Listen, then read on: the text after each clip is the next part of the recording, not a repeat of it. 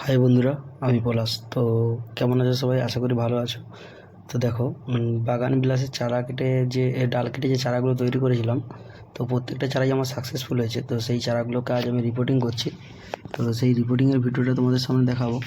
তো সিন্ডারের মিডিয়াতেই আমি গাছটা বসাবো। তো যেহেতু গাছটা এখনও ছোট, খুব একটা রুট বিস্তার ভালোভাবে হয়েছে, তবে খুব একটা ভালো হয়নি।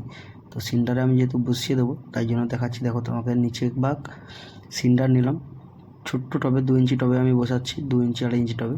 তার সঙ্গে কিছুটা গোবর সার, নিজের তৈরির গোবর সার, 1 বছরের পুরনো, সেটাই আমি ব্যবহার করছি। কারো কাছে ভার্মি কম্পোস্ট থাকলে সে ব্যবহার করতে পারো। সঙ্গে একটু নিমখোল দিলাম,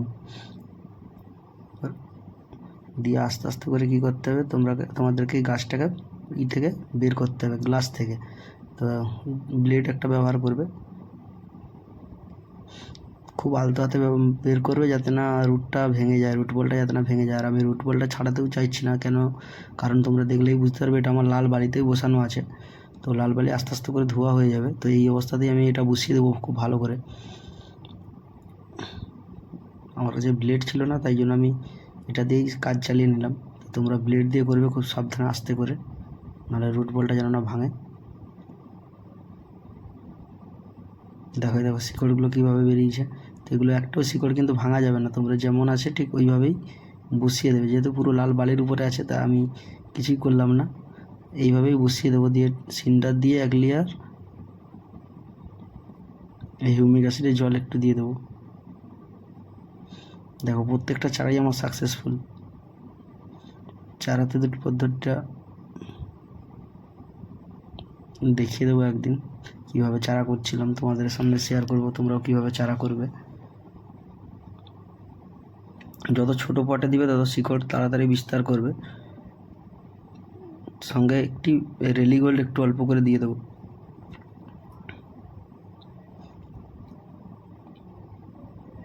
যাতে শিকড়টা খুব ভালোভাবে বিস্তার হয়।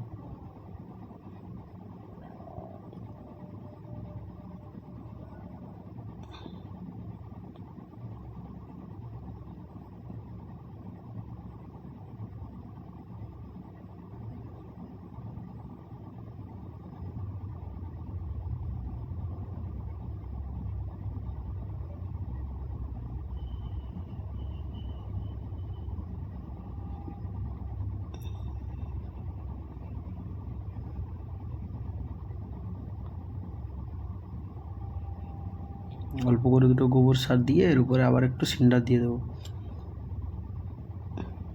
আর খাবার একে এখন সেরকম কিছুই দেবো না, সপ্তাহে 1 দিন করে NPK 19-19-19টাই আমি গাছে স্প্রে করব, সঙ্গে মিডিয়াতেও আমি দেবো। ব্যাস, এই খাবারেই গাছটা হবে, আর অন্য কোনো খাবার আমি দেবো না।